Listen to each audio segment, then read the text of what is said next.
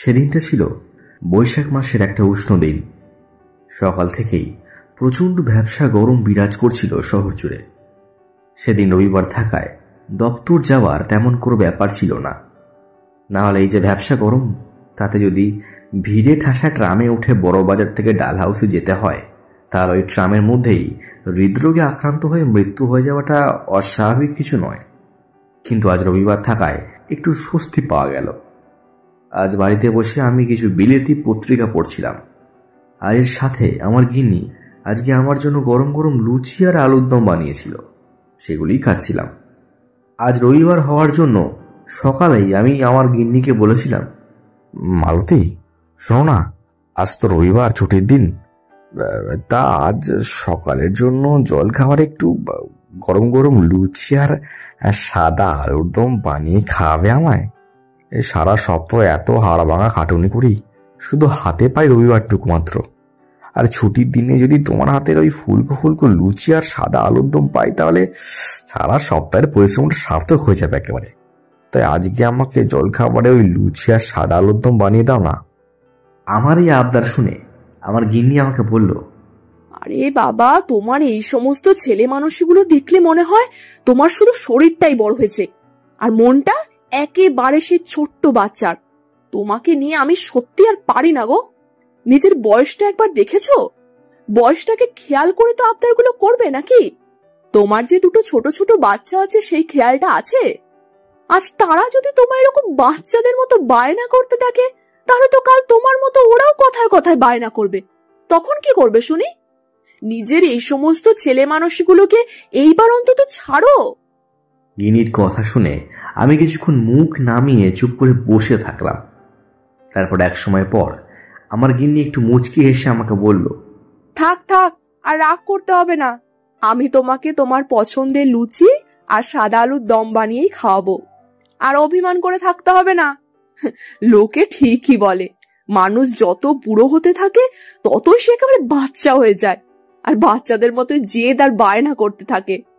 এই কথা বলার পর আমার গিন্নি চলে গেল রান্নাঘরে। আর সেখানে গিয়ে সে আমার কথা মতো লুচি আর আলুর দমের জন্য প্রস্তুতি নিতে শুরু করলো। আজকে আমার গিন্নির মন ভালো ছিল বলেই সে একেবারে আমার আবদারটা মেনে নিল। কিন্তু অন্যান্য সময় সে এত সহজে আমার কোনো আবদার মেনে নেয় না, বরং উল্টে সে আমাকে 7টা কথা শুনিয়ে দেয়। কিন্তু আজ ভাগ্যদেবতা আমার প্রতি সন্তুষ্ট ছিলেন বলেই আমার গিন্নির হাতের লুচি আর সাদা আলুর দম খেতে পারলাম। সেদিন জলখাবারের পাট চুকিয়ে আমি মন দিলাম সমস্ত বিলেতি পত্রিকায়। মন দিয়ে পড়তে লাগলাম। ওই সমস্ত পত্রিকাগুলোর বিভিন্ন খবরাখবরগুলো চোখে পড়তে লাগলো। এইভাবে মন দিয়ে পড়তে পড়তে আমার খেয়ালই ছিল না কখন আমার পাশে কিশোরী এসে দাঁড়িয়েছে। আমার চমক ভাঙল আমার গিন্নির ধমকে। সে আমাকে বলল, কি গো, তুমি কি তোমার দৃষ্টিশক্তি হারিয়ে ফেলেছো নাকি? তুমি দেখতে পাচ্ছ না কিশোরী ঠাকুরপো কখন থেকে এসে দাঁড়িয়ে আছে? আর পারি না জানো তো তোমায় নিয়ে। এই যখনই বই নিয়ে বসো, তখনই কি এক অন্য জগতে চলে যাও। তখন তোমার আর বাহ্যিক জগতের কোনো হুঁশই থাকে না। সত্যি তুমি পারো বটে। গিন্নির ধমক খেয়ে আমি ফিরে এলাম বাস্তব জগতে। তারপর আমি কিশোরীর দিকে তাকিয়ে একটু হেসে বললাম, আরে তুমি কখন এলে ভাই? তুমি কিন্তু কিছু মনে করো না, আমি ওই একটা পত্রিকা পড়ছিলাম, আর তাতে এতটাই ডুবে গেছিলাম যে তোমাকে খেয়াল করতে পারিনি। তা আজ এই গরমের মধ্যে রৌদ্রুর মাথায় নিয়ে এতটা দূর এলে কেন? কিছু জরুরি কাজ ছিল কি তোমার? আমার প্রশ্ন শুনে কিশোরী আমায় বলল, আরে না না, তেমন কোনো জরুরি কাজ ছিল না, আর বাড়িতে তেমন কোনো কাজও নেই। আর তাছাড়া গরমখানায় এত বৃষ্টি পড়েছে না যে মিনিটে মিনিটে বিরক্তি চলে আসছে। তাই আর একা একা বাড়িতে থাকতে ভালো লাগছিল না, আর সেই কারণেই তোমার সাথে দেখা করার জন্য আমি এখানে চলে এলাম। ভালোই করেছে এসেছো, একটু দুই বন্ধু মিলে জমিয়ে গালগপ্প করা যাবে। আমার কথাটা শোনার পর কিশোরী আজকে একটা প্রস্তাব দিল, আর সেই প্রস্তাবটা আমি অস্বীকার করতে পারলাম না। সে আমাকে বলল, তাহলে চলো আজ দুই বন্ধু মিলে তারানাথের বাড়ি যাই, আর সেখানে তারানাথের কাছ থেকে তার জীবনের কিছু অলৌকিক ঘটনাও শুনে আসি। এতে আমাদের সময়টাও দারুণ কেটে যাবে, আর সেই সঙ্গে নতুন কিছু অভিজ্ঞতাও লাভ করতে পারবো। কিশোরেরই প্রস্তাবে রাজি হয়ে গেলাম এবং তারপর গিন্নির কাছ থেকে অনুমতি নিয়ে আমরা দুই বন্ধু বেরিয়ে পড়লাম তারানাথের বাড়ির উদ্দেশ্যে। আমার বাড়ির কাছে যেহেতু ট্রাম পাওয়া যায়, তাই ট্রাম পেতে অসুবিধে হলো না। আর যেহেতু আজ রবিবার, তাই ট্রামগুলোতেও তেমন একটা ভিড় নেই। যথারীতি একটা ফাঁকা ট্রামে আমি আর কিশোরী চেপে পড়লাম। একটা সিটে বসে জানলা দিয়ে কলকাতা শহরের দৃশ্য উপভোগ করছিলাম। ঠিক 1 ঘন্টা পর আমাদের ট্রামটা এসে উপস্থিত হলো মঠ লেনের সামনে। আমি আর কিশোরী নেমে পড়লাম ট্রাম থেকে। এরপর আমরা এগিয়ে চললাম মঠ লেনের সে সরু গলিটার দিকে। গলিতে ঢোকার আগে কিশোরী তারানাথের জন্য পাশের মুদি দোকান থেকে একটা পাসিং শো প্যাকেট কিনে নিয়েছিল।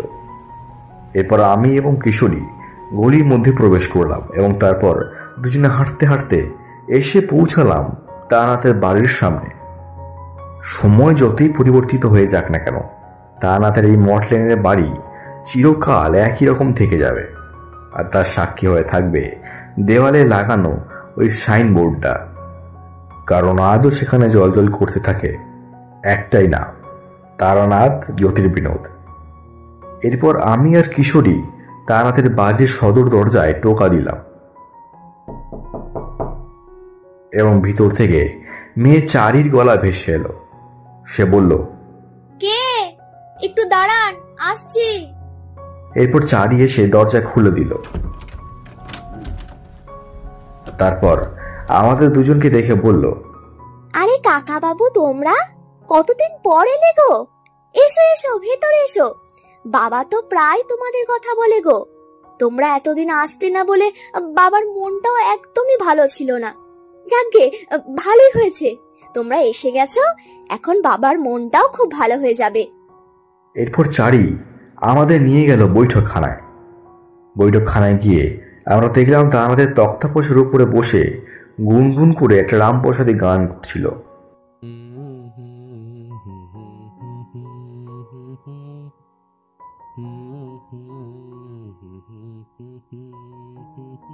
আমাদের উপস্থিতি টের পেয়ে সে গান থামিয়ে দিল এবং তারপর আমাদের ভিতরে আসতে বলল।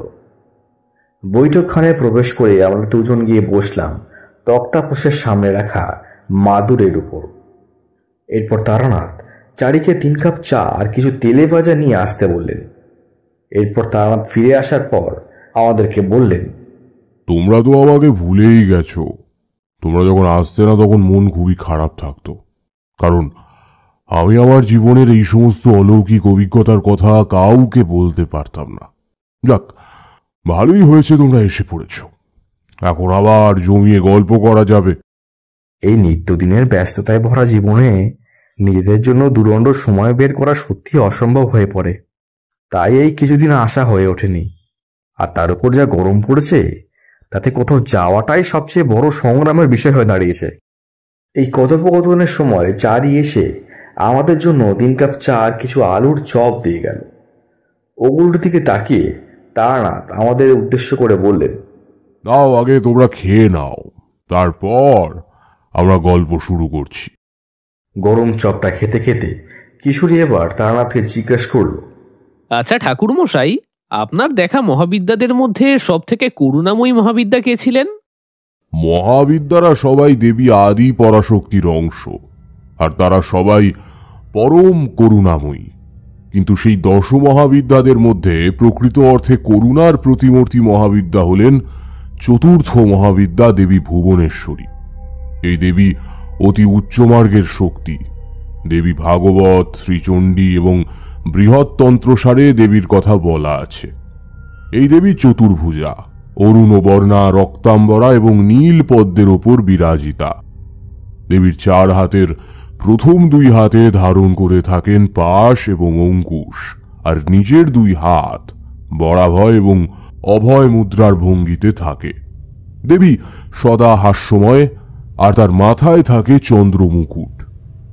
তারানাথের মুখে দেবী ভুবনেশ্বরী বর্ণনা শুনে আমি তারানাথকে জিজ্ঞেস করলাম, আচ্ছা, আপনি কি আপনার জীবনে কখনো এই মহাবিদ্যার দর্শন পেয়েছিলেন? যদি পেয়ে থাকেন তাহলে আজকে আমাদের সেই গল্পটাই বলুন না, আমরা আজকে সেটাই শুনবো। আমি দেবী ভুবনেশ্বরীর সাধনা করেছিলাম আমার জীবনের প্রথম দিকে, আর সেটাই ছিল আমার প্রথম মহাবিদ্যার সাধনা। কারণ আমি যখন প্রথম মাতু পাগলির কাছে তন্ত্র সাধনার জন্য গিয়েছিলাম, তখন সে আমাকে ভেলকি দেখিয়ে মহাবিদ্যা ত্রিপুরা সুন্দরীর নাম করে মহা ডামুরিকে দেখিয়েছিল, আর যার ফলে আমার সেই সাধনা ব্যর্থ হয়ে যায় আর আমাকে সেখান থেকে চলে যেতে হয়েছিল। আর তারপর থেকে আমি আর মহাবিদ্যা সাধনা করে উঠতে পারিনি। কিন্তু হয়তো ভাগ্যদেবতা আমার প্রতি সন্তুষ্ট ছিলেন বলেই আমার জীবনে এমন একটা সুযোগ এনে দিল, যেটার মাধ্যমে আমি আবার মহাবিদ্যা সাধনার প্রতি আকৃষ্ট হয়ে পড়লাম।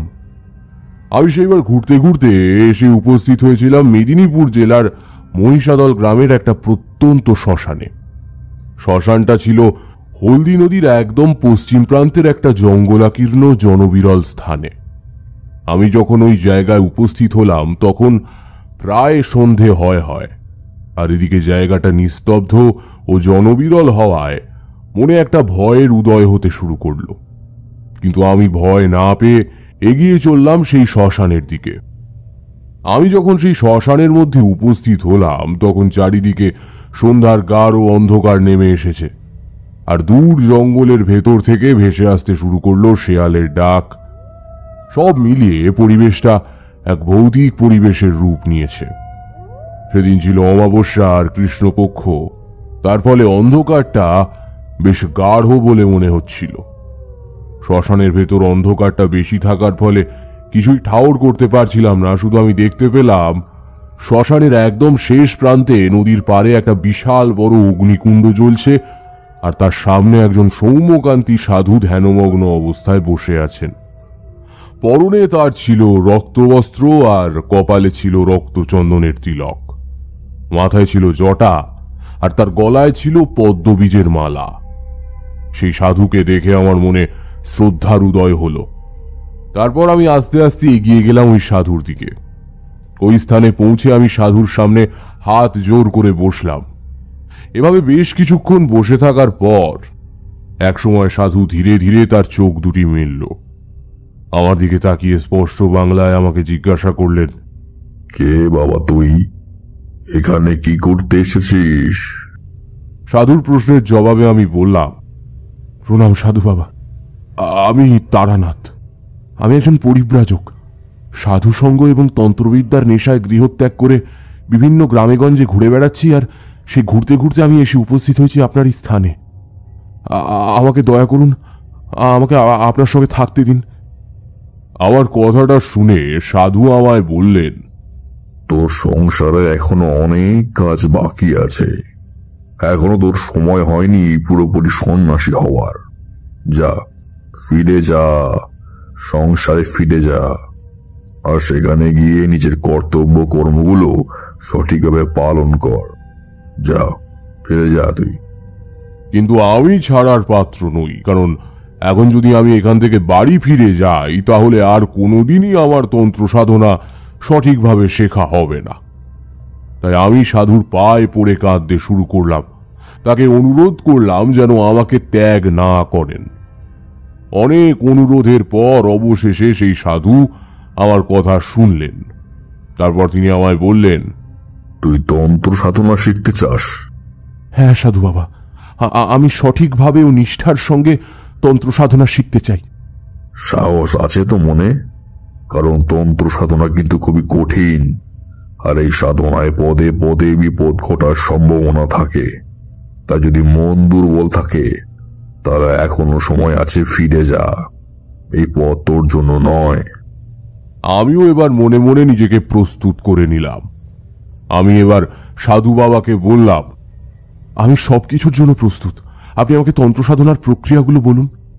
বেশ, তুই যখন বলেছিস পারবি তখন আমার কোনো আপত্তি নেই। আমি তোকে 10 মহাবিদ্যা তন্ত্রের সাধনা প্রক্রিয়া শেখাবো। এই সাধনা হলো উচ্চ মার্গের সাধনা, আর এই সাধনা করতে গেলে সাধককে যথেষ্ট সাহসী হতে হয়। কারণ এই সাধনায় পদে পদে বাধা আসে, আর সেই বাধা একমাত্র কোনো সাহসী সাধকই কাটিয়ে উঠতে পারবে। কিন্তু সেই সাধক যদি মনের দিক থেকে দুর্বল হন তাহলে তৎক্ষণাৎ সে মারা যাবে। আমি সেদিন সাধু বাবাকে প্রথম জিজ্ঞাসা করলাম, আচ্ছা সাধু বাবা, এই 10 মহাবিদ্যা কারা, আর তাদের সাধনা করলে কি ফল পাওয়া যায়? আমার প্রশ্ন শুনে সাধু বাবা আমাকে বললেন, দশ মহাবিদ্যা হলেন দেবী আদি পরাশক্তির 10টা মঙ্গলময়ী রূপ। এনারা হলেন কালী, তারা, ত্রিপুরা সুন্দরী, ভুবনেশ্বরী, ভৈরবী, ছিন্নমস্তা, মাতঙ্গী, ধূমাবতী, বগলামুখী এবং কমলা। এই দেবীদের যদি কোনো সাধক তন্ত্রবিদ্যার দ্বারা তুষ্ট করতে একবার পারে, তাহলে এই দেবীরা ওই সাধককে অনেক শক্তি প্রদান করে। আর সেই শক্তির প্রয়োগ ঘটিয়ে সাধকরা অনেক মানুষের উপকার করেন এবং জীবনের অন্তিমে এই সমস্ত সাধকরা ওই সমস্ত মহাবিদ্যার কাছে পৌঁছে যান। তাদের এই পৃথিবীর বুকে আর ফিরে আসতে হয় না। কিন্তু যদি কোনো সাধক মহাবিদ্যার শক্তিকে নিজের স্বার্থ সিদ্ধির কাজে লাগিয়ে কোনো নিরীহ মানুষের ক্ষতি করে, তাহলে এই সমস্ত মহাবিদ্যারা সেই ভণ্ড সাধককে নিজের হাতে শাস্তি প্রদান করে আর তাকে অনন্তকালের জন্য নরকের অন্ধকারে নিমজ্জিত করে। এই বলে সাধু বাবা কিছুক্ষণের জন্য মৌন রইলেন। তারপর আমার দিকে তাকিয়ে আমাকে বললেন, আজ থেকে ঠিক 1 সপ্তাহ পরে কৌশিক অমাবস্যা, আর ওই দিনটাই হচ্ছে মহাবিদ্যা সাধনা করার জন্য একমাত্র উপযুক্ত দিন। ওই দিন আকাশে উত্তর ফাল্গুনী এবং আদ্রা নক্ষত্র এক সরল রেখায় উপস্থিত থাকবে। তাই ওই দিন যদি সঠিকভাবে মহাবিদ্যা সাধনা করা যায়, তাহলে সাধনায় সিদ্ধি লাভ অবশ্যই ঘটবে আর সাধনার শেষে মহাবিদ্যার দর্শন পাওয়া যাবে। তাই সেই মহেন্দ্রক্ষণের জন্য নিজেকে প্রস্তুত করাটা একান্তই দরকার। আর তা না করতে পারলে সাধনা তো ব্যর্থ হবেই, সাথে ঘটবে প্রাণহানি। এরপর আমি সাধু বাবার সাথে তার কুটিরে এলাম। কুটিরে প্রবেশ করে আমি দেখলাম ওই কুটিরের ভেতরে মাটির ঠিক মাঝখানে একটা বিশাল বড় ত্রিশূল পোঁতা, আর সেই ত্রিশূলের চারপাশে মাটিতে ছড়িয়ে পড়ে আছে অসংখ্য মাটির ঘট, আর সেগুলো ছিল বিভিন্ন রঙের। আমি সেদিকে খুব মন দিয়ে তাকিয়ে আছি দেখে সাধু বাবা একটু মুচকি হেসে বললেন, ওগুলো 10 মহাবিদ্যার ঘট, আর ওই ত্রিশূল হলো দেবী আদি পরাশক্তির রূপ। 10 মহাবিদ্যার সাধনার সময় এই ঘটগুলোতেই আহ্বান করা হয়, আর তারপর সেই দেবীরা যদি সাধকের সাধনায় তুষ্ট হন, তাহলে তাদের শক্তি ওই ঘটগুলোতে প্রবেশ করে, আর তখন সেই সাধারণ মাটির ঘট রং পরিবর্তন করে যায় এবং প্রত্যেকটা ঘটই মহাবিদ্যাদের কার্তবর্ণ ধারণ করে। যেমন যদি কোনো সাধক দেবী ত্রিপুরা সুন্দরীকে তুষ্ট করতে পারে, তাহলে ওই দেবীর শক্তি ওই ঘটে চলে আসবে, আর তখন ওই মাটির ঘটের রং উজ্জ্বল লাল রঙের হয়ে যাবে। এভাবে সাধক তার সাধনার দ্বারা যে মহাবিদ্যাকে তুষ্ট করতে পারবে, তখন সেই মহাবিদ্যার শক্তি ওই মাটির ঘটে চলে আসবে। সাধু বাবার মুখে এই কথা শোনার পর আমি আমার কৌতূহল থেকেই তাকে জিজ্ঞাসা করলাম, আচ্ছা সাধু বাবা, আপনি কোন কোন মহাবিদ্যার দর্শন পেয়েছেন? আমার এই প্রশ্ন শুনে সাধু বাবা তখন আমাকে বললেন, আমি আমার এই তন্ত্র সাধনার জীবনে প্রথম দিকে মহাবিদ্যা সাধনা করেছিলাম। আমার গুরুদেব শ্রী কালীগিরি তান্ত্রিক আমায় মহাবিদ্যা সাধনা শিখিয়েছিলেন, আর আমি আমার সাধনার মাধ্যমে তুষ্ট করেছিলাম দেবী ত্রিপুরা সুন্দরী আর ভুবনেশ্বরী দেবীকে। আমার সাধনায় তুষ্ট হয়ে দেবীরা আমায় কিছু শক্তিও প্রদান করেছিলেন। সেই শক্তির প্রভাবে আমি মোটামুটি অতীত, বর্তমান এবং ভবিষ্যৎ এর ঘটনাগুলোকে সম্পূর্ণ দেখতে পাই, আর সাধারণ মানুষের জন্য কাজ করে যাই নিরন্তর। এই দেবী ভুবনেশ্বরী নামটা শোনার পর আমার মনে একটা অদ্ভুত আকর্ষণ জন্মালো। আমার মনে হলো এই দেবীর দর্শন পেলে আমার জীবনের উদ্দেশ্য আমি জানতে পারবো। সেদিন রাতে আমি আর সাধু বাবাকে কোনো প্রশ্ন করলাম না, আর আমার সাথে আনা ওই চিড়ে মুড়ি খেয়ে ওই সাধু বাবার কুটিরের দাওয়ায় মাদুর বিছিয়ে শুয়ে পড়লাম, আর সাধু বাবা কুটিরের ভেতরে শুয়ে পড়লেন। সেদিন রাতে আমি একটা অদ্ভুত স্বপ্ন দেখলাম। আমি দেখলাম আমার সামনে দাঁড়িয়ে আছেন একজন অল্প বয়সী বউ। পরনে নীল রঙের একটা শাড়ি, আর তার হাতে ধরা ছিল এক ঝুড়ি ভর্তি নীল পদ্ম। সেই বউ দাঁড়িয়েছিল আমার দিকে পেছন করে। সে আস্তে আস্তে আমার দিকে ফিরে তাকালো এবার আমাকে উদ্দেশ্য করে একটু হেসে তারপর বলল, কি রে পাগল ছেলে, এতদিন পর মনে পড়লো মায়ের কথা? আমি যে তোর আশায় কতদিন পথ চেয়ে বসে আছি এই স্থানে। আয় আমার কাছে আয়, মায়ের ছেলে মায়ের কোলে আয়, আর কষ্ট পাস না। আমি তোর সব কষ্ট দুঃখ মুছিয়ে দেব। ওরে আমি যে মা, মা কি কখনো সন্তানের কষ্ট সহ্য করতে পারে? আয় আমার কাছে আয়, আর দূরে চলে যাস না। দূরে গেলে আবার কষ্ট পাবি, আর তোর কষ্ট হলে আমারও খুব কষ্ট হয়।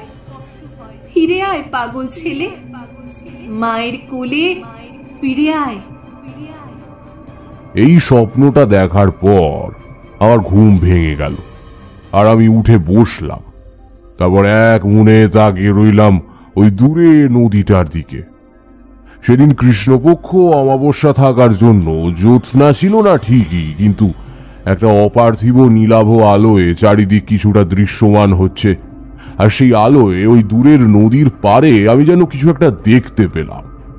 দেখলাম একজন অল্প বয়সী বউকে যে তার দুই হাত প্রসারিত করে আমায় ডাকছে, আর আমি সেদিকে তাকিয়ে যেন শুনতে পেলাম অত্যন্ত মমতার সঙ্গে কোনো মা তার অবোধ সন্তানকে বলছেন, ওরে আমার পাগল ছেলে, আর মায়ের উপর রাগ করে থাকিস না, ফিরে আয় মায়ের কোলে। মা যে তোর পথ চেয়ে বসে আছে, এই মাকে আর দুঃখ দিস নে, ফিরে আয়। দূরে গেলে অনেক কষ্ট পাবি, ওখানে শান্তি নেই, শুধুই দুঃখ আর দুঃখ। তাই ফিরে আয় মায়ের কোলে, এখানে কোনো কষ্ট দুঃখ কিছুই নেই, শুধু আছে পরম শান্তি। ওই কারাগারে আর কেন থাকবি? ওখান থেকে বেরিয়ে আয়, দেখ তোর মা এসেছে, মায়ের সাথে ফিরে চল। একটা মমতা মিশ্রিত ডাক আমি সেদিন বাস্তবের মাটিতেও শুনলাম। আমার তখন বুঝতে বাকি রইল না আমি যে স্বপ্নটা দেখেছিলাম সেটা শুধু স্বপ্ন নয়, সেটা বাস্তব। আর এটাও সত্যি যে মহাবিদ্যা সাধনার জন্য আমি যার কাছে এসেছি তিনি নিঃসন্দেহে একজন প্রকৃত গুরুদেব, কারণ তিনি নিজেও সেই মঙ্গলময় শক্তিকে নিজের চোখে প্রত্যক্ষ করেছিলেন। তাই একমাত্র ইনিই পারেন আমাকে এই ঘটনার সঠিক ব্যাখ্যা দিতে। পরদিন সকালে আমি সাধু বাবাকে বললাম গত রাতের সেই স্বপ্ন দৃশ্য আর সেই নদীর পাড়ের দৃশ্যের কথা। সব শুনে সাধু বাবা আমাকে বললেন, ওরে তারানাথ, তুই গত রাতে দেবী ভুবনেশ্বরীর ডাক শুনতে পেয়েছিলিস। দেবী ভুবনেশ্বরী মহাবিদ্যাদের মধ্যে সবথেকে করুণাময়ী, এবং তিনি সবসময় মাতৃরূপে এই জগতে বিচরণ করেন। আর আমাদের বাড়ির মায়েরা সবাই এই দেবীটির রূপ হয়। জগতের প্রতিটি মায়ের মধ্যেই দেবী ভুবনেশ্বরী অবস্থান করে, কিন্তু আমরা অবোধ সন্তানরা না বুঝেই সেই সব গর্ভধারিণীদের কষ্ট দিয়ে ফেলি। কিন্তু মা তার সন্তানদের ভুলকে ক্ষমা করে দেন, আর তার মমতা স্পর্শ দিয়ে বুকে টেনে নেয় সেই অবোধ সন্তানকে। তাই মহাবিদ্যার মধ্যে এই দেবী ভুবনেশ্বরী তার মমতার জন্য জগৎবাসীর কাছে প্রসিদ্ধ। এই দেবী যেমন সন্তানকে মমতার বন্ধনে আবদ্ধ করেন, ঠিক তেমনই তন্ত্রবিদ্যার অপপ্রয়োগকারীদের দমন করতেও পিছপা হন না। সাধু বাবার কথাগুলো শোনার পর আমি সাধু বাবাকে বললাম, সাধু বাবা, আমাকে আপনি এই দেবী ভুবনেশ্বরীর সাধনা কিভাবে করতে হয় সেই সম্পর্কে বলুন। আমি এই দেবীর দর্শন পেতে চাই আর তার কৃপা লাভ করতে চাই। আমার কথা শুনে সাধু বাবা আমাকে বললেন, দেবী ভুবনেশ্বরীর সাধনা সব থেকে কঠিন, আর এই সাধনা করার জন্য সাধককে তার অন্তরের সমস্ত অপবিত্রতাকে দূর করে শুদ্ধাচারে শ্মশানের মাঝখানে আসন করে বসতে হবে। সাধককে সাধনায় বসার আগে কিছু গুরুত্বপূর্ণ জিনিস জোগাড় করে নিতে হবে।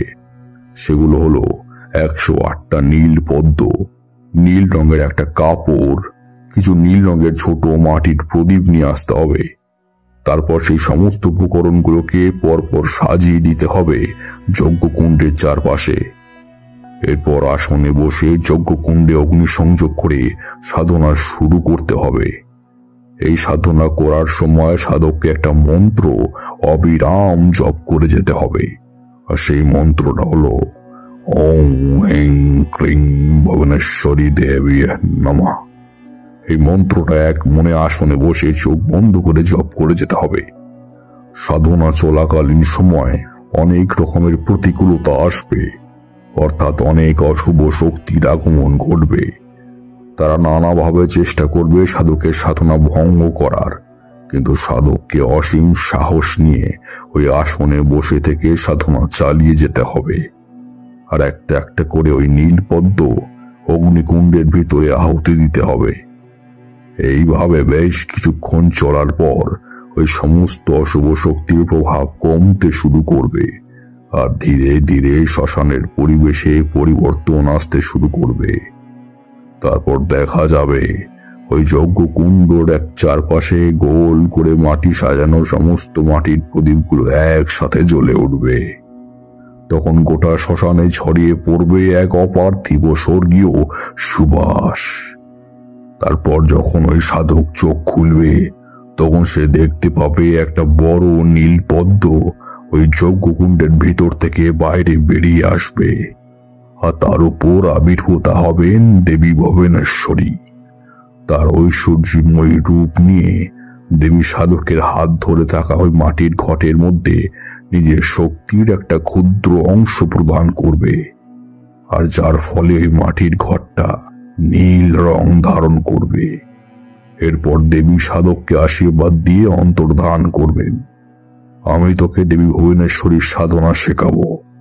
আগামী কৌশিকী অমাবস্যা তিথিটা অত্যন্ত প্রসিদ্ধ এই সাধনার জন্য, আর যদি তুই সেদিন সাধনা সঠিকভাবে করতে পারিস, তাহলে তুই অবশ্যই সেদিন দেবী ভুবনেশ্বরীর দেখা পাবি। কিন্তু তার জন্য তোকে নিজেকে আরো শক্ত করতে হবে, কারণ আমি আগেই বলেছি এই সাধনা অত্যন্ত কঠিন এবং বিপদ সংকুল।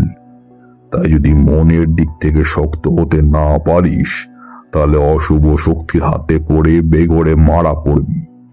তাই এখন থেকে প্রস্তুতি নিতে শুরু কর। আগামী বুধবার কৌশিকী অমাবস্যা, আর ওই দিন মধ্যরাতে আসবে সেই মহেন্দ্রক্ষণ, যখন আকাশে উত্তর ফাল্গুনী নক্ষত্র এবং আদ্রা নক্ষত্র এক সরল রেখায় আসবে। ঠিক তখনই সাধনায় বসতে হবে, আর সেই বীজ মন্ত্র জপ করতে হবে, কিন্তু ভয় পেলে চলবে না। এবার আমি অপেক্ষা করতে লাগলাম সেই দিনটা আসার জন্য। এরই মাঝে সাধু বাবা আমাকে অনেক গুপ্ত ক্রিয়া শেখাতে লাগলেন, কারণ এই সাধনার জন্য আমাকে আরো কিছু বিশেষ ক্রিয়া সম্পর্কে অবহিত হতে হবে। তবে গিয়ে আমি এই ভুবনেশ্বরী সাধনায় বসতে পারবো। এইভাবে চলতে থাকলো আমার প্রস্তুতি। এই প্রস্তুতির শেষের দিন, অর্থাৎ কৌশিকী অমাবস্যার আগের দিন রাতের বেলায় সাধু বাবা আমায় বললেন, শোন তারানাথ, আমি এতদিন ধরে তোকে ভুবনেশ্বরী সাধনার জন্য অনেক গুপ্ত ক্রিয়া শিক্ষা দিয়েছি। আমার আর তোকে শেখানোর কিছু নেই। কাল তোর জীবনের সব থেকে গুরুত্বপূর্ণ দিন। কাল সেই কৌশিকী অমাবস্যা। কাল মধ্যরাতে তোকে ভুবনেশ্বরী দেবীর সাধনায় বসতে হবে। তাই তার জন্য আমি তোকে একটা কাজ করতে দিতে চাই, এক প্রকার পরীক্ষা বলতে পারিস। আমি দেখতে চাই তোর মনে কত সাহস আছে যে তুই সারা রাত একা ওই নির্জন জঙ্গলাকীর্ণ শ্মশানে তন্ত্র সাধনা করতে পারবি। যদি তুই এই পরীক্ষায় উত্তীর্ণ হতে পারিস, তাহলে আমি বুঝতে পারবো তুই প্রকৃত অর্থে ভুবনেশ্বরী সাধনার জন্য প্রস্তুত হতে পেরেছিস। বল, তুই কি রাজি আছিস? আমি সাধু বাবার এই পরীক্ষার কথা শুনে রাজি হয়ে গেলাম, কারণ নিজেকে প্রমাণ করার এমন সুযোগ আর আসবে না। আমার কাছ থেকে সম্মতি পেয়ে সাধু বাবা আমায় বললেন, ঠিক আছে তারানাথ, তাহলে আজ ঠিক মধ্যরাতে যখন চাঁদ ধীরে ধীরে পশ্চিম আকাশের দিকে ঢলে পড়বে, তখন তুই শ্মশানের দক্ষিণ পশ্চিম দিকের বড় শিমুল গাছটার তলায় আসবি। দেখবি ওখানে একটা পঞ্চমুণ্ডির আসন রাখা আছে, তোকে ওখানে গিয়ে বসতে হবে। তারপর চোখ বন্ধ করে এক মনে 10 মহাবিদ্যার স্তব মন্ত্র জপ করে যেতে হবে। এই জপ করার সময় তোর আশেপাশে অনেক রকমের অপার্থিব শব্দের সৃষ্টি হবে, তবে তাকে ভয় পেলে চলবে না, কারণ যারা ওই শব্দগুলো করবে তারা কিন্তু কেউই এই জগতের নয়, তারা সবাই নরকের প্রাণী। এদের সঙ্গে আসবে কিছু বিদেহী আত্মা, যারা পদে পদে তোর সাধনার বাধা সৃষ্টি করতে থাকবে। কিন্তু তোকে নিজেকে শক্ত রাখতে হবে, কারণ যদি তুই নিজেকে শক্ত রাখতে না পারিস আর আসন ছেড়ে পালিয়ে যাস, তাহলে ওই সমস্ত অশুভ শক্তির দল তোকে ছিঁড়ে খাবে। তাই খুব সাবধান। আমি সাধু বাবার এই কথাগুলো শোনার পর তাকে বললাম, আমি সব রকমের বিপদের সম্মুখীন হতে প্রস্তুত। আপনি আমাকে আশীর্বাদ করুন, আমি যেন আপনার এই পরীক্ষায় উত্তীর্ণ হতে পারি। এরপর সাধু আমাকে আশীর্বাদ দিলেন।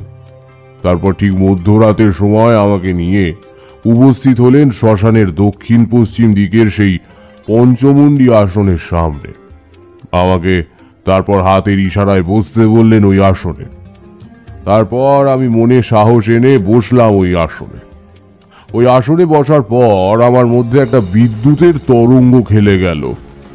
এরপর আমি নিজেকে সামলে নিলাম। তারপর সাধু বাবা আমাকে বললেন, শোন, তোকে আজ এই আসনে বসে বীজ মন্ত্র জপ করতে হবে।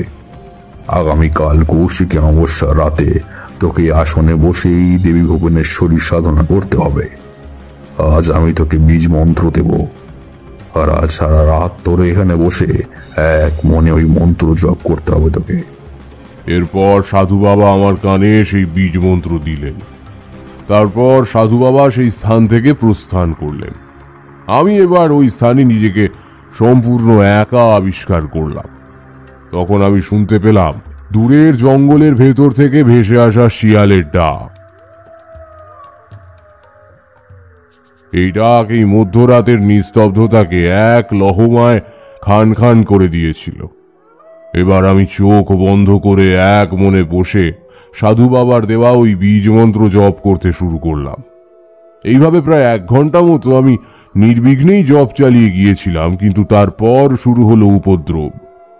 আমি ওই চোখ বন্ধ করা অবস্থায় বুঝতে পারছিলাম অসংখ্য সব নরকের জীবেরা, ডাকিনী হাকিনী অতৃপ্ত আত্মাদের দল তাদের অপার্থিব স্বরে আমাকে আহ্বান করছে তাদের কাছে আসার জন্য। তারা আমায় বলছে, উঠে আয়, আমাদের কাছে আয়, আমরা তোকে নিতে এসেছি। আজ এই মধ্যরাতে তুই আমাদের দলের সদস্য হয়ে যা, উঠে আয় আমাদের কাছে, আর ওখানে বসে থাকিস না। এভাবে ক্রমাগতই এইসব বিদেহী আত্মার দল আমার সাধনা পণ্ড করার চেষ্টা চালিয়ে গেল, কিন্তু তার একটা সময়ের পর ব্যর্থ হয়ে ফিরে গেল নিজেদের অন্ধকার জগতে। এরপর আমি ভোর হওয়া পর্যন্ত ওই আসনে বসেই মন্ত্র জপ করতে লাগলাম।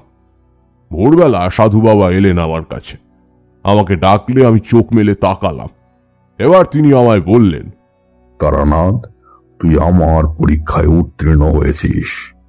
এবার তুই প্রকৃত অর্থেই ভুবনেশ্বরী সাধনার জন্য প্রস্তুত হয়ে গেছিস। এবার তুই যা, গিয়ে আজকের রাতের জন্য সাধনার অন্তিম প্রস্তুতি নিয়ে নে, কারণ আজকে সেই মহেন্দ্রক্ষণ যখন তুই দর্শন পাবি দেবী ভুবনেশ্বরীর। আর আজকের সাধনা আর 5টা সাধনার মতো হবে না। এই সাধনায় পদে পদে বিপদের সম্ভাবনা থাকবে। অশুভ শক্তি আজ আরো সক্রিয়ভাবে বাধা প্রদানের চেষ্টা করবে, কিন্তু সবকিছুকে ছাপিয়ে তোকে তোর অভীষ্ট লাভ করতে হবে। এরপর আমি সারাদিন ধরে সাধনার জন্য দরকারি কিছু উপকরণ সমূহ জোগাড় করতে লাগলাম। সেগুলো হলো 108টা নীল পদ্ম, নীল রঙের একটা কাপড়, কিছু নীল রঙের ছোট মাটির প্রদীপ। এরপর সাধু বাবা আমাকে একটা নতুন মাটির ঘট দিলেন। তারপর বললেন, এই নেতানাথ, এই ঘরটা খুব যত্ন করে নিজের কাছে রাখ। এই ঘটে দেবী ভুবনেশ্বরীর শক্তি প্রবেশ করলে এই ঘটের রং নীল হয়ে যাবে, আর তাহলেই তুই বুঝতে পারবি তোর সাধনা সফল হয়েছে। এরপর আমি খুব যত্ন সহকারে ওই ঘরটাকে রেখে দিলাম। অপেক্ষা করতে লাগলাম রাত্রি হওয়ার, কারণ আজ মধ্যরাতে আসবে সেই মহেন্দ্রক্ষণ যখন আকাশে উত্তর ফাল্গুনী এবং আদ্রা নক্ষত্র এক সরল রেখায় উপস্থিত থাকবে, আর ঠিক সেই সময় সাধনায় বসতে হবে আমাকে, আর সাধনার মাধ্যমে তুষ্ট করতে হবে দেবী ভুবনেশ্বরীকে। যথারীতি দিনের আলো কমে আসতে শুরু করলো, আর ধীরে ধীরে পৃথিবীর বুকে নেমে আসতে শুরু করলো সন্ধ্যার অন্ধকার। আজকে একসাথে কৌশিকী অমাবস্যা এবং কৃষ্ণপক্ষ থাকায় অন্ধকারটা একটু বেশি গাঢ় মনে হলো।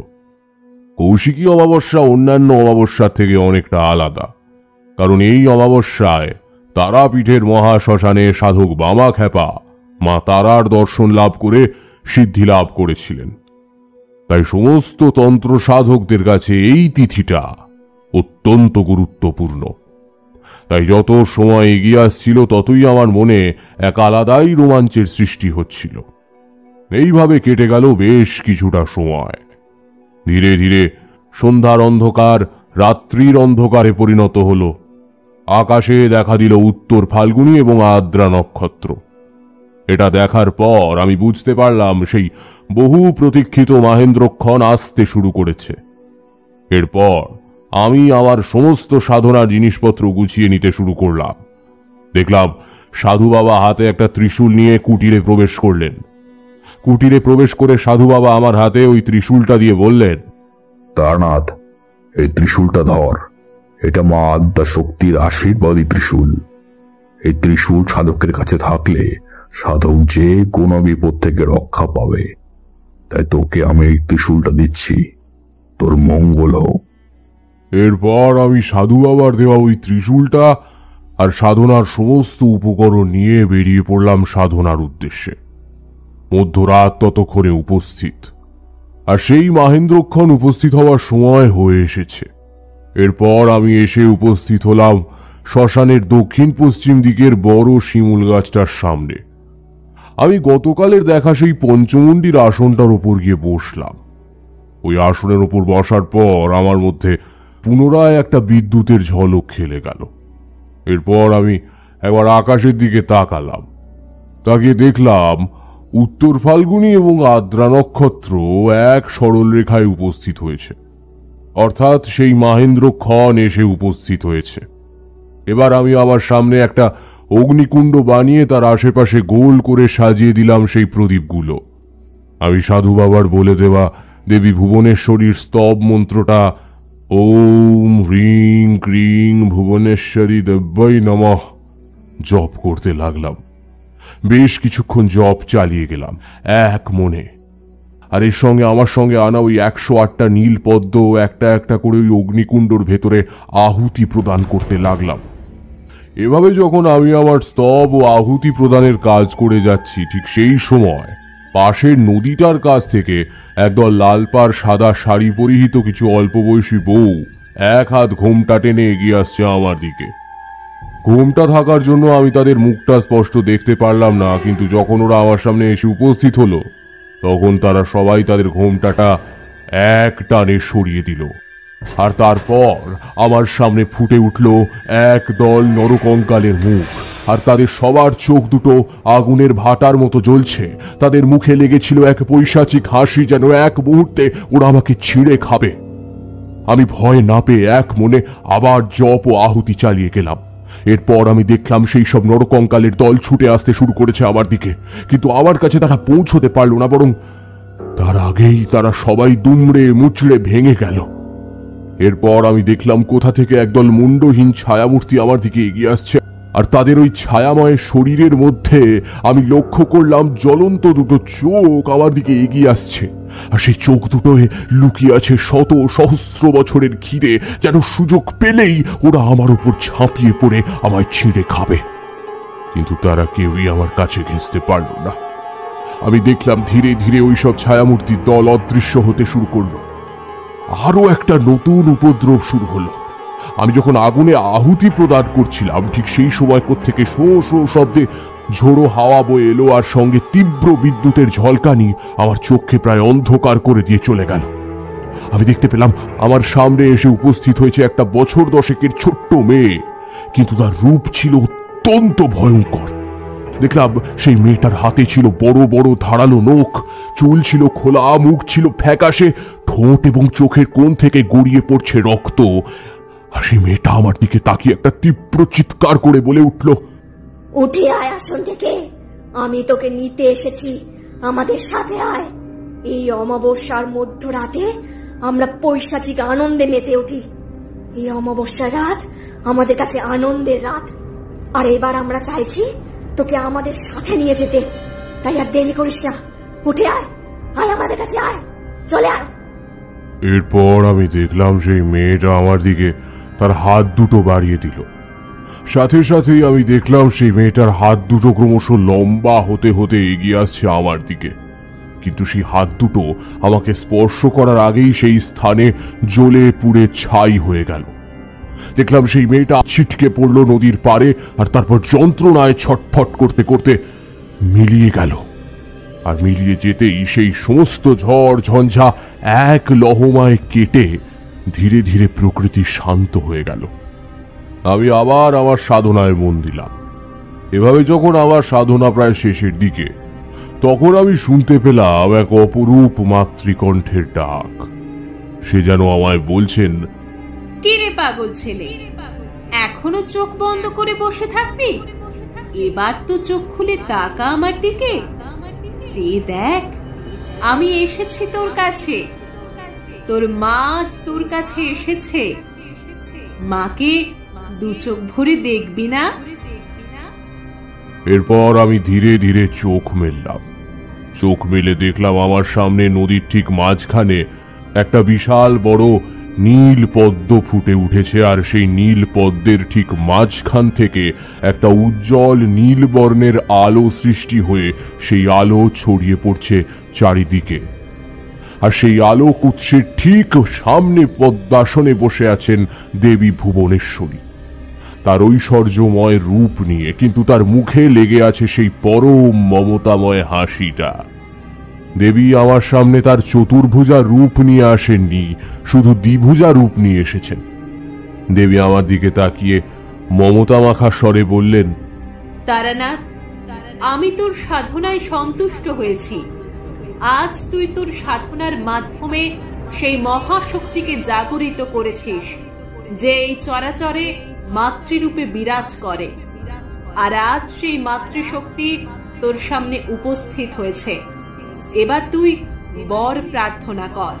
তুই আজ যা প্রার্থনা করবি সেই সব কিছুই তুই লাভ করবি। বল, তোর কি চাই? দেবীকে দর্শন করতে পেরে আমি তখন বাকরুদ্ধ। তারপর যখন সম্বিত ফিরল, তখন আমি দেবীকে বললাম, মাগো, মা, তুমি তোমার এই অধম সন্তানকে যে কৃপা দর্শন দিয়েছ, তাতেই যে আমি খুশি। মা, আমার তোমার কাছ থেকে কিচ্ছু চাওয়ার নেই, শুধু একটাই অনুরোধ করি তোমার চরণে। সেটা হলো, চিরকাল তোমার এই পরম করুণাময়ী মাতৃরূপকে বন্দনা করে যেতে পারি যেন মা। আর যেন জীবনে কখনো কোনো মাকে অশ্রদ্ধা না করি, সব মাকেই যেন শ্রদ্ধা করে যেতে পারি, কারণ তুমি এই জগতের সব মায়েরই মধ্যে মমতার উৎসরূপে বিরাজ করো। আর তাই যদি সেই মায়েদের অপমান করি, তাহলে পক্ষান্তরে সেই অশ্রদ্ধা তোমার গায়েও এসে পড়বে। তাই তুমি সব সময় আমার পাশে থেকে আমাকে সে অপরাধ থেকে দূরে রেখো মা। এইটুকুই চাই তোমার কাছে। এরপর দেবী আমাকে বললেন, তাই হবে তারানাথ, তাই হবে। তুই চিন্তা করিস না, আমি সব সময় তোর পাশেই থাকব। আর যখনই তুই কোনো ভুল পথে যাবি, তখন আমি তোকে সেই পথে যাওয়া থেকে বিরত করব। আর চিরকাল আমি এই জগতে মাতৃরূপে বিরাজ করব। আর যখন তুই কোনো মাকে দেখবি, ঠিক তখনই সেই মায়ের মধ্যে আমাকে দেখতে পাবি। আমি এভাবেই তোর পাশে থাকব আর জগৎবাসীদের কাছে থাকব। এরপর আমি দেবীর পায়ে নতজানু হয়ে প্রণাম করলাম। তারপর দেবীর উদ্দেশ্যে স্তব করলাম, প্রসন্নময়ী ভুবনেশ্বরী শান্তি অভয়দায়িনী চন্দ্রমুকুটমণি শোভে অসুর সংহারিণী সূর্য শোভা কমলাসনা চতুর্ভুজা ত্রিনয়নী প্রণমামি ভুবনেশ্বরী সর্বসিদ্ধি প্রদায়িনী। এরপর দেবী আমাকে আশীর্বাদ করলেন। তারপর অন্তর্ধান করলেন। এরপর আমি কিছুক্ষণ বসে রইলাম নদীর পাড়ে। তারপর আস্তে আস্তে উঠে এলাম ওই স্থান থেকে, আর ততক্ষণে দেখলাম ভোর হয়ে গেছে। এরপর আমি ফিরে এলাম সাধু বাবার কুটিরে।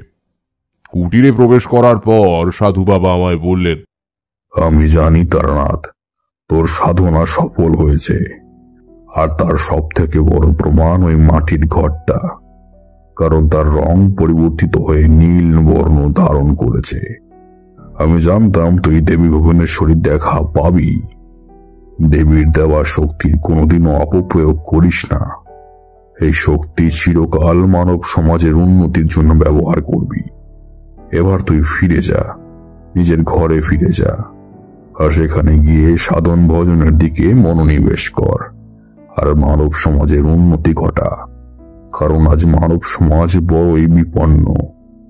মানব সমাজকে রক্ষা করার জন্য দেবীর শক্তি অর্থাৎ মায়া মমতার দরকার। আজ তুই শক্তি অর্জন করেছিস, সেই শক্তি যেটার খুবই দরকার। এবার সেটাকে ব্যবহার কর। ফিরে যা তারানাথ, ফিরে যা মানুষের কাছে, ফিরে যা।